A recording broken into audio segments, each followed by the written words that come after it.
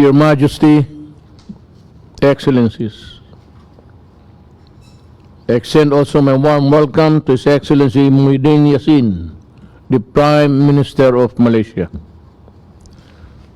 We are in the middle of an unfolding catastrophe, unprecedented in scale and devastating in impact for all.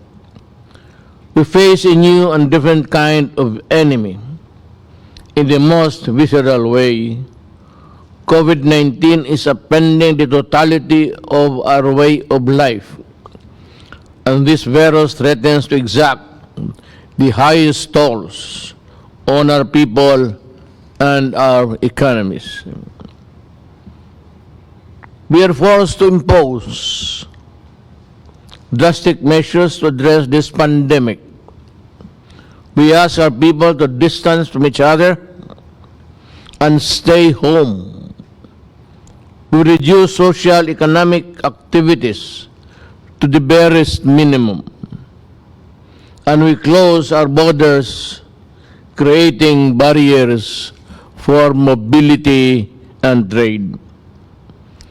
These immediate responses, while necessary, could drive our societies and larger international community further apart, and yet an effective strategic response requires that we come together and cooperate even more.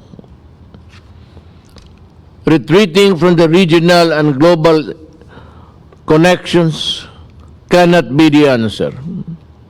To effectively overcome the challenge of COVID-19 pandemic, ASEAN must collaborate and coordinate within our region and beyond. First, our healthcare systems are under increasing stress as the number of infections rise. We face a shortage of vital medicine and medical equipments and supplies. We need to boost production and facilities intra-ASEAN trade of these life-saving necessities. Second, we are particularly concerned with food security in this period of lockdowns. Our most urgent priority is ensuring sufficient supply of rice for our people.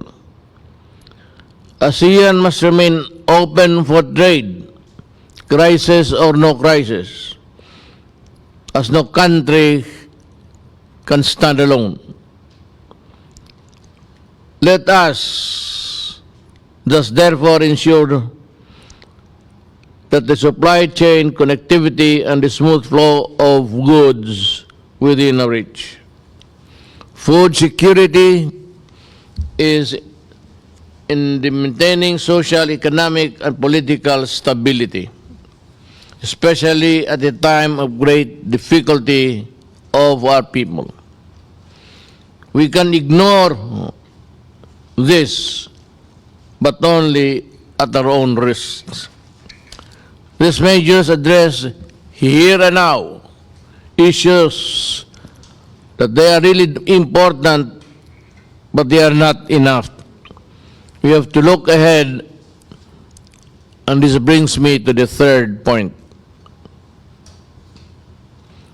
Without a vaccine or a cure, we can only delay the spread of the disease. But containment in whatever form and degree will have staggering socioeconomic implications for all of us. It is therefore imperative that we support vaccine and research and development initiatives. We should fast-track cooperation with our dialogue partners in this area.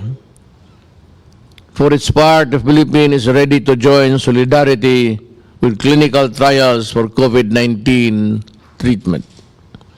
Fourth and finally, COVID-19 will not be the last pandemic the world will face. we have to be ready for future outbreaks.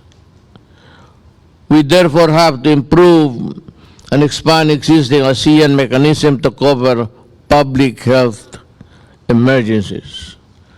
Specifically, we should establish an early warning system for pandemics in the region.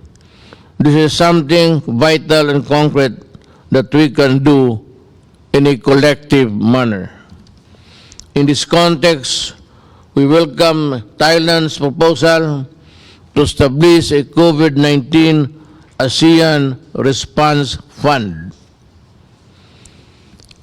Your Majesties, Excellencies, this emergency has triggered a crisis of solidarity in the other parts of the world.